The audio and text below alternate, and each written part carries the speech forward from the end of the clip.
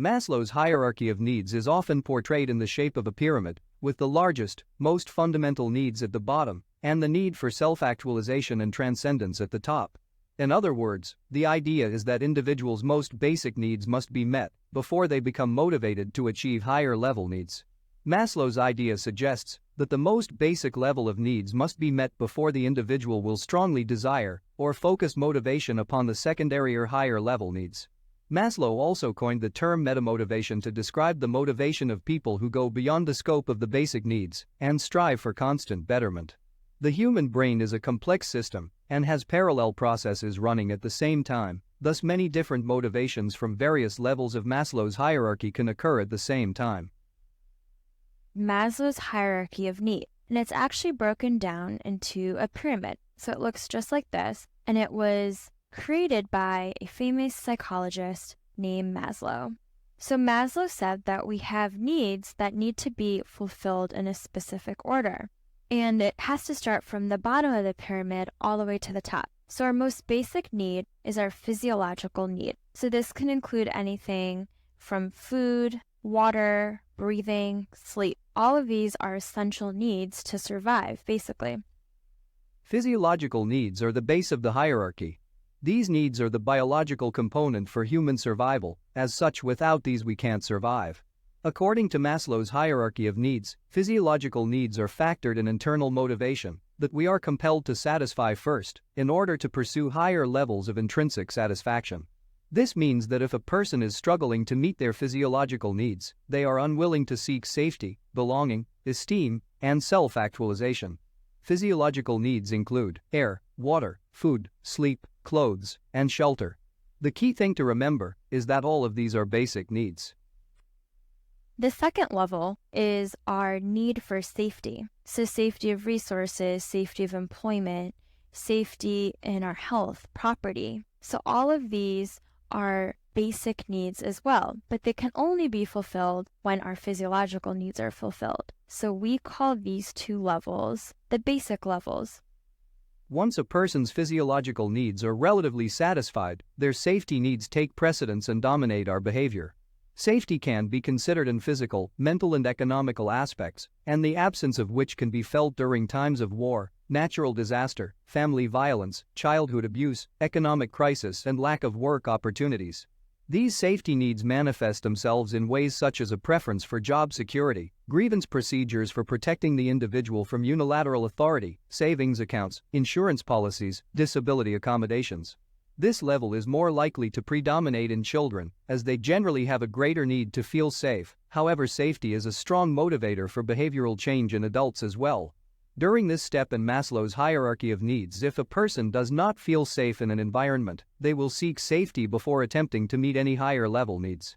Safety needs include health, personal security, emotional security, and financial security. Now he went on to name a third level, and this is our level of love, our need for love, our need to belong, a need to have friends and family. So this level of need is what we call our social needs. After physiological and safety needs are fulfilled, the third level of human needs is interpersonal and involves feelings of love and belongingness. According to Maslow, humans possess an effective need for a sense of belonging and acceptance among social groups, regardless of whether these groups are large or small.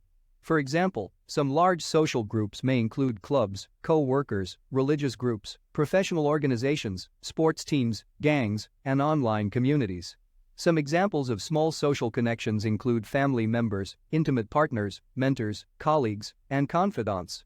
Many people become susceptible to loneliness, social anxiety, and clinical depression in the absence of this love or belonging element.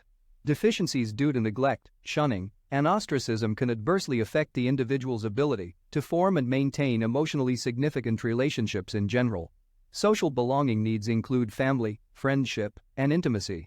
It's important to note for some the need for belonging may overcome the physiological and security needs, depending on the strength of the peer pressure. In contrast, for some individuals, the need for self-esteem is more important than the need for belonging, and for others, the need for creative fulfillment may supersede even the most basic needs. The fourth level is our need for esteem, self-esteem. So we like to feel confident and have a sense of achievement in what we do. So this level is called our level of respect. We like to gain respect from others when we reach this level. Maslow noted two versions of esteem needs. The lower version of esteem is the need for respect from others and may include a need for status, recognition, fame, prestige, and attention. The higher version of esteem is the need for self-respect and can include a need for strength, competence, mastery, self-confidence, independence, and freedom. This higher version takes guidelines. The hierarchies are interrelated rather than sharply separated. This means that esteem and the subsequent levels are not strictly separated. Instead, the levels are closely related. As we can see, this level can be based on how others perceive us, therefore relating to the previous level in Maslow's hierarchy of needs, or on how we see ourselves as self-esteem, though in reality it's the combination of the two that gives us the warm feeling of invincibility and the coldness of insecurity from time to time. And the last level is called self-actualization. It's a big word, but it's basically our need for wanting morality, a sense of morality, a need for acceptance, and also creativity. So we call this our full potential. Self-actualization can be described as a value-based system when discussing its role in motivation. Self-actualization is understood as the goal or explicit motive, and the previous stages in Maslow's hierarchy fall in line to become the step-by-step process by which self-actualization is achievable. An explicit motive is the objective of a reward-based system that is used to intrinsically drive completion of certain values or goals. Self-actualization needs include partner acquisition, parenting, utilizing and developing talents as well as abilities, pursuing goals, pursuing further education and learning new skills. To understand this level of need, a person must not only succeed in the previous needs but master them. This level of need refers to the realization of one's full potential. Maslow describes this as the desire to accomplish everything that one can, to become the most that one can be. For example, people may have a strong desire to become an ideal parent, succeed athletically, or create paintings, pictures, or inventions as they see these activities allowing them to fulfill their full potential.